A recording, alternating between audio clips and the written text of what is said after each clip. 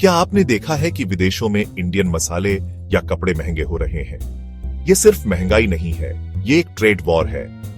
India और America, दो बड़ी इकोनॉमी, टैरिफ का इस्तेमाल करके एक लड़ाई में फंसे हुए हैं। ट्रेड वॉर सुनने में कॉम्प्लिकेटेड लगते हैं, लेकिन असल में ये देशों के बीच ट्रेड प्रैक्टिसेस पर अनबन की तरह है। मान लीजिए दो दोस्त अपने खिलौनों को लेकर झगड़ रहे हैं कि कौन कैसे शेयर करेगा। बिल्कुल ऐसा ही यहां हो रहा है।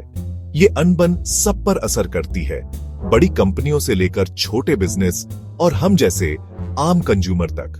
बोर्डरूम और डिप्लोमेटिक बातचीत में लिए गए फैसले हम पर भी असर डालते हैं, जैसे हम कितने पैसे देते हैं और हमें कौन सा सामान मिलता है।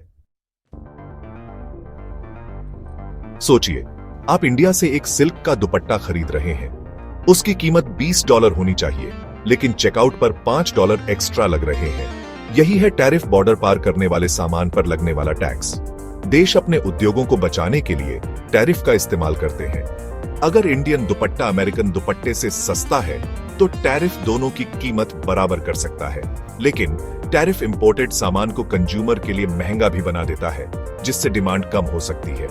ये एक तरह का बैलेंसिंग एक्ट है, जिसमें दोनों तरफ का बहुत कुछ दांव पर है।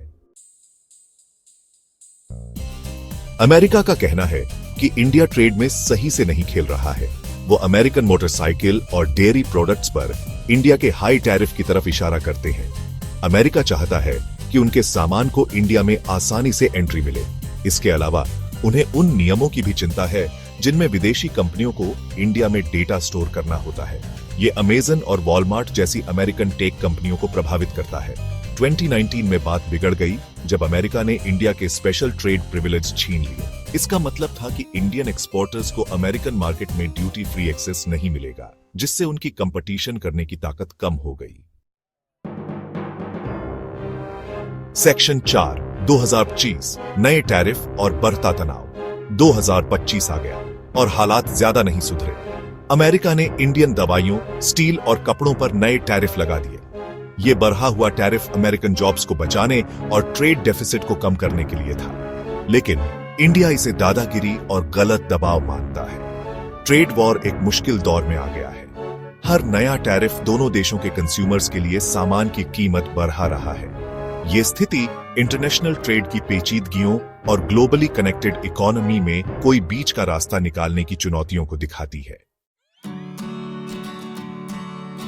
सेक्शन 5 इंडिया पर असर, बिजनेस और वर्कर्स के लिए संघर्ष।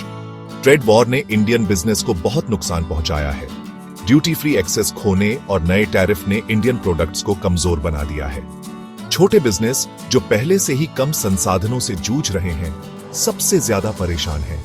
कपड़ा मिलों के ऑर्डर कम हो रहे हैं और ज्वेलरी बनाने वालों को अपना सामान एक्सपोर्ट करने में दिक्कत हो रही है। नौकरियां जा रही हैं और लोगों की रोजी रोटी खतरे में है। ये स्थिति ट्रेड विवादों के असली नतीजों को दिखाती है। ये सिर्फ नंबरों और इकोनॉमी के आंकड़ों की बात नहीं है, ये उन लोगों की जिंदगी और भलाई की बात है जो सीधे ट्रेड पर निर्भर हैं। सेक्शन 6 उम्मीद की किरण। ट्रेड रिलेशंस सुधारने की कोशिशें। तनाव के बावजूद एक उम्मीद की किरण है। दोनों देशों को इस ट्रेड वॉर से होने वाले नुकसान का एहसास है।